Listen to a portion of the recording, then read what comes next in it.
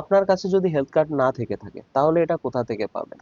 Health card পেতে হলে আপনাকে আপনার নিকটস্থ প্রাইমারি হেলথ কেয়ার সেন্টার পিএইচসিসি তে যেতে হবে।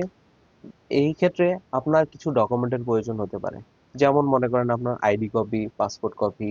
যদি আপনার আইডি না হয়ে থাকে তাহলে ভিসার কপি অত্যন্ত প্রয়োজনীয়। হেলথ কার্ডের জন্য আবেদন করতে হলে যারা কাতারি নাগরিক তাদের ক্ষেত্রে 50 রিয়াল, এবং যারা আমরা কাতার প্রবাসী আছি তাদের ক্ষেত্রে তাদের ক্ষেত্রে 100 রিয়াল ফি আছে। আপনার হেলথ কার্ড ছিল কিন্তু সেটার মেয়াদ শেষ। মেয়াদ শেষ হয়ে গেলে আপনি সেই হেলথ কার্ড দিয়ে চিকিৎসা সেবা বা সুযোগ সুবিধা নিতে পারবেন না। এই ক্ষেত্রে আপনি হুকুমি ওয়েবসাইট বা পোর্টাল www.gov.qa থেকে হেলথ কার্ড রিনিউ করতে পারবেন। এটা হারিয়ে গেলে বা মেয়াদ শেষ হয়ে গেলে দুটোর জন্যই এই ওয়েবসাইটের পোর্টালে গিয়ে আপনি আবেদন করে রি-ইস্যু করতে পারবেন।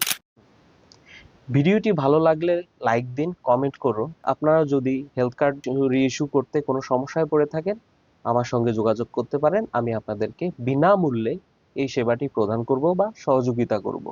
চ্যানেলটি ভালো লাগলে সাবস্ক্রাইব করবেন। এই তথ্যগুলো যদি আপনার মনে হয় খুবই জরুরি, অন্যদেরও জানা প্রয়োজন, তাহলে শেয়ার করতে ভুলবেন না। ভালো থাকবেন, নিজের স্বাস্থ্যের প্রতি খেয়াল রাখবেন। আল্লাহ হাফেজ।